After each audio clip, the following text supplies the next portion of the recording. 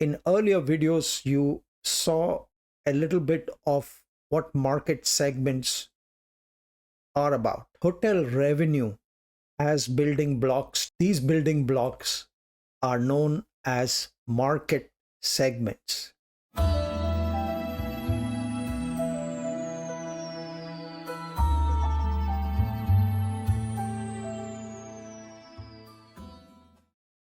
Market segments impact both occupancy and average daily rate, which are the two major contributories to a hotel revenue, particularly room revenue.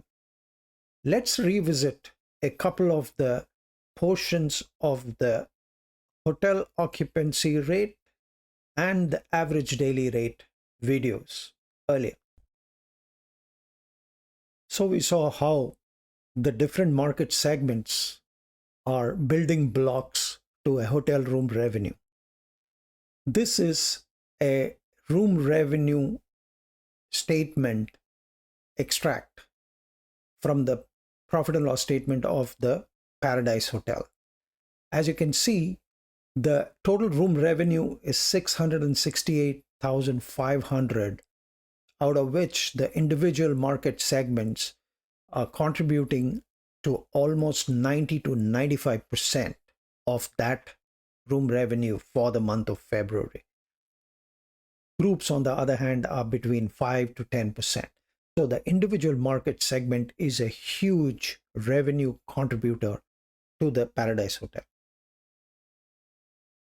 So you may have a question as to why hotel room revenue can be considered the flag bearer of the hotel industry.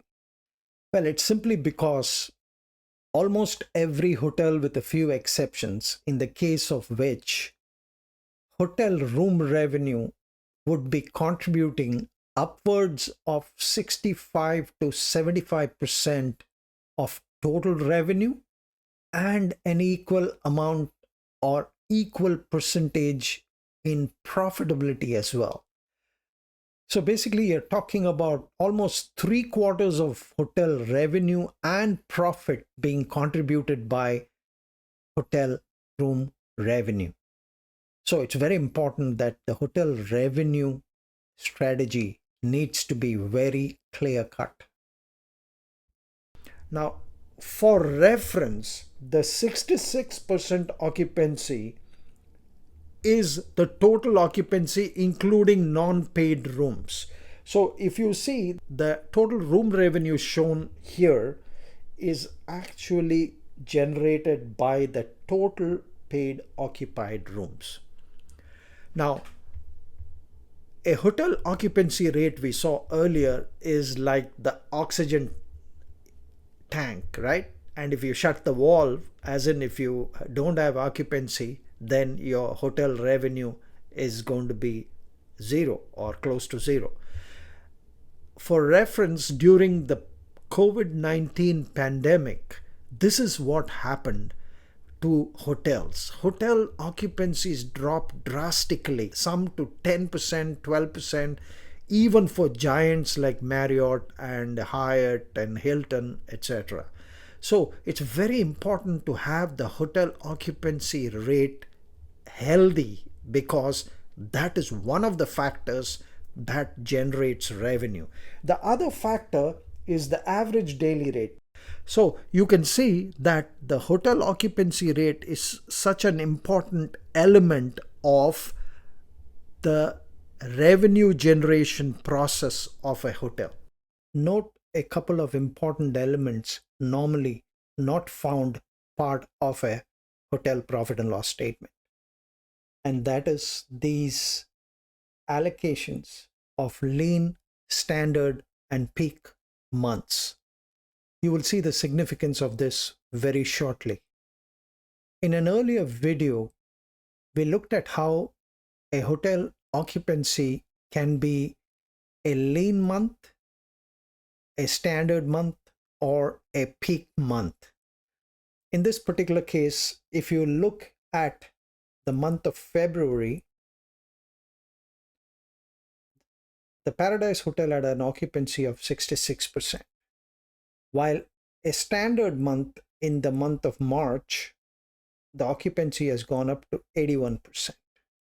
And in the month of April, considered a peak month, it jumps to 93%. Are these lean and standard and peak months the same for every hotel? Certainly not. There are many factors which play a part here. Take a look at the average daily rate of the Paradise Hotel for the 3 months. You can see that the lean month has an average daily rate of 241, which moves up to 246 in a standard month where the occupancy has also gone up. And finally, the average daily rate hits the highest during the peak month of April. The total occupancy percentage shown here and the average daily rate and their movement across 3 months of lean, standard, and peak occupancies are 2 common elements of the seasonality of a hotel. The hotel belongs to an industry which is seasonal. In 2 earlier videos, you saw hotel occupancy rate and average daily rate, 2 very important KPIs required for revenue generation.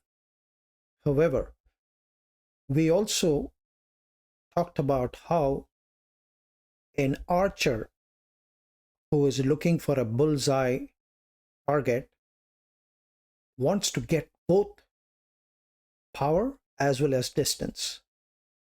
In the hotel revenue generation process, metaphorically, that would be the occupancy and the average daily rate. Note that I say and, not or. So how is that to be achieved? Great question. To the rescue is revenue per available room, a hotel KPI that has both power as well as distance, meaning it covers both occupancy as well as average rate. Now, you would ask, what is the big deal about having both of it? Let me illustrate right here. Take a look at the revenue per available room for the Paradise Hotel for the month of February. It's showing $145. That is achieved with a total occupancy of 66% and an average daily rate of $241. We are looking for power plus distance, remember? So if you note that in the month of March, which is a standard month for our 2 videos earlier, notice how that the RevPAR has jumped from $145 to $199. This is despite our average rate in February being $241 and in March being $246. So the average daily rate has actually gone up very nominally.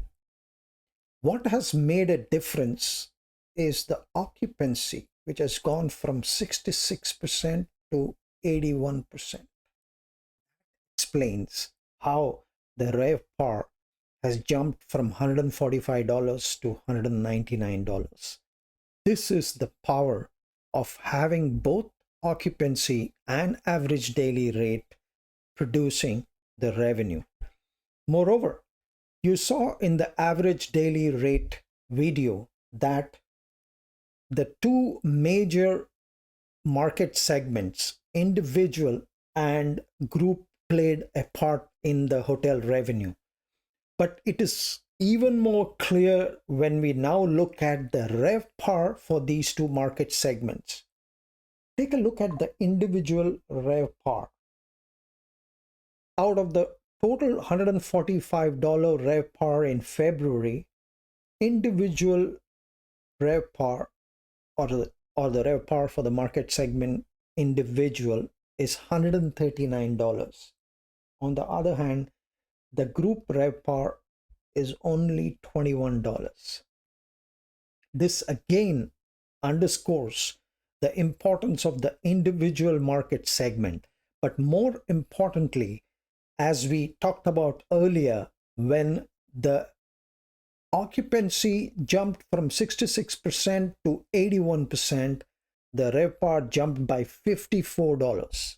And that is because both occupancy and ADR are now playing a part in the revenue generation. If you take this example a bit further, in the month of April, the occupancy jumped to 93% and the ADR was the highest at $250. Take a look at where the RevPAR is now. It's at $225, which is $26 more than even the standard month of March. This is the power of RevPAR.